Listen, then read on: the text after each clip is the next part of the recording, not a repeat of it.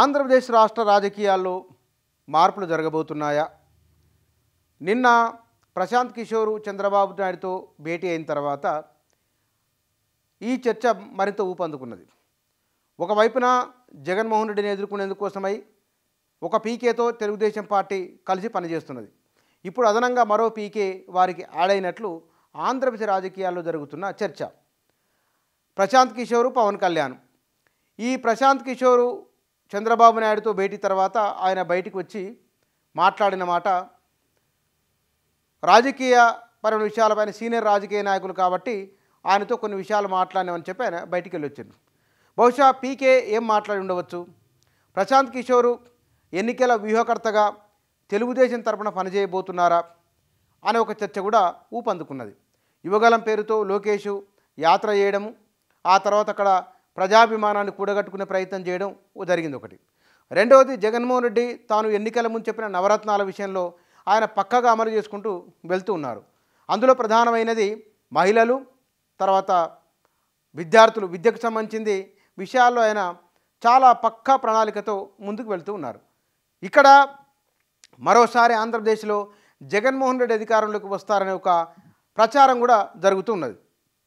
ఇప్పటికీ జగన్ పట్ల అంత వ్యతిరేకత లేదు, ఆయన ప్రభుత్వం పడిపోవాలని కూడా అది కూడా ప్రజల్లో వ్యతిరేకత రాలేదు అనే చర్చ జరుగుతున్నది. కానీ కాంగ్రెస్ పార్టీ నాయకులు ఉండవెల్లి అరుణ్ కుమార్ మాత్రం జగన్ పాలన పట్ల ప్రభుత్వం పట్ల వ్యతిరేకత ఉన్నదని, ఎమ్మెల్యేలను మార్చడం వలన ప్రయోజనం లేదని, జగన్ మారకుండగా ఎమ్మెల్యేలను మార్చడం వలన నష్టం తప్ప ప్రయోజనం లేదని ఉండవల్లి లాంటి కొంతమంది నాయకులు వారు వ్యక్తం చేస్తున్న ఒకనొక అభిప్రాయం. ఇక్కడ ప్రశాంత్ కిషోర్ చంద్రబాబు నాయుడును కలవడం వెనుక ప్రధానంగా జనసేన, తెలుగుదేశము కలిసి అక్కడ పోటీ చేస్తున్నాయి కాబట్టి మరి కాంగ్రెస్ పార్టీ కూడా అక్కడ బలంగా నిలబడాలనుకుంటున్నది, భారతీయ జనతా పార్టీ కూడా అనుకుంటున్నది.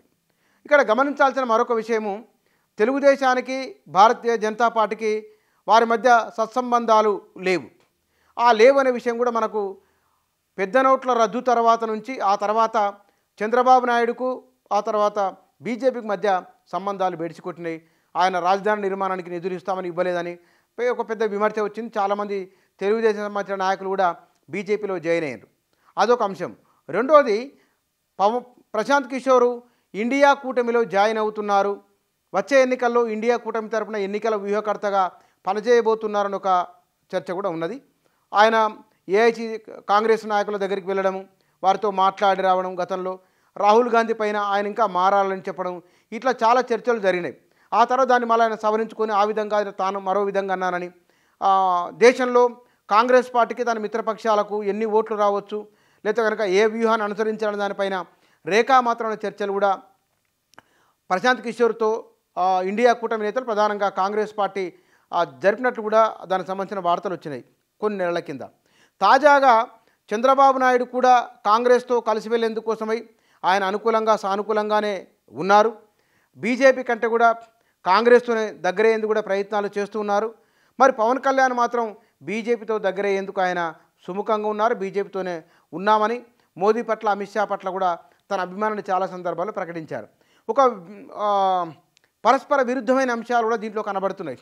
చంద్రబాబు నాయుడు ఇటు కాంగ్రెస్తో ఉండాలనుకుంటున్నారా, లేదా బీజేపీతో పవన్ కళ్యాణ్, కాంగ్రెస్తో చంద్రబాబు నాయుడు కనుక ఈ ఎన్నికల వ్యూహకర్త ఎట్లా పనిచేస్తారు, లేదా తెలుగుదేశము, జనసేన కలిపి వీరిద్దరు పోటీ చేస్తున్నారు కాబట్టి బీజేపీకి దూరంగా ఉంటూ వీరిద్దరే పోటీ చేసి పీకే సపోర్టుతో ఏమైనా అధికారంలోకి రావాలనుకుంటున్నారా, ఎట్లా అనేది చూడాలి. ఎందుకంటే ఈ పీకేనేమో ఇటువైపు కాంగ్రెస్ వైపు మొగ్గు చూపుతున్నారు, ఈ ఆంధ్రప్రదేశ్లో ఉన్న పవన్ కళ్యాణ్ ఏమో బీజేపీ వైపు మొగ్గు చూపుతున్నారు, మధ్యలో ఉన్న చంద్రబాబు నాయుడు ఎటువైపు చూస్తారు అనేది స్పష్టత లేదు. కాకపోతే ప్రశాంత్ కిషోర్ వెళ్ళి హైదరాబాద్ నుంచి ప్రత్యేకమైన లోకేష్తో కలిసి చంద్రబాబు అక్కడికి నివాసానికి వెళ్ళడం, అక్కడ వారు చర్చలు జరపడం, గంటకు పైగా చర్చలు జరపడం అంటే బహుశా ఎన్నికలు ఇంకా కొద్ది నెలలు మాత్రమే ఉంది. ఎన్నికలకు కొద్ది నెలల ముందు జరిగిన ఈ సమావేశం సహజంగానే ప్రాధాన్యత సంతరించుకుంటుంది. గడిచిన ఎన్నికల్లో, పోయిన అసెంబ్లీ ఎన్నికల్లో పీకే టీము వైసీపీకి అనుకూలంగా పనిచేసింది, వారితో కలిసి నడిచింది. కాబట్టి ఈసారి అక్కడ లేకుండా ఇటువైపు వస్తున్నారు కాబట్టి ఆ చర్చకు ప్రధానమైన కారణమైంది. చూడాలి ఆంధ్రప్రదేశ్ రాజకీయాల్లో ప్రశాంత్ కిషోర్ గనక చంద్రబాబు నాయుడు తెలుగుదేశం పార్టీకి వ్యూహకర్తగా ఉంటే గనక మరి చంద్రబాబు నాయుడు తెలుగుదేశం అదృష్టం ఎట్లా ఉండబోతున్నది, లేదా రాజకీయ సమీకరణలు ఎట్లా మారబోతున్నాయో బహుశా కొద్ది రోజుల్లోనే దీనిపైన స్పష్టత వచ్చే అవకాశం ఉన్నది.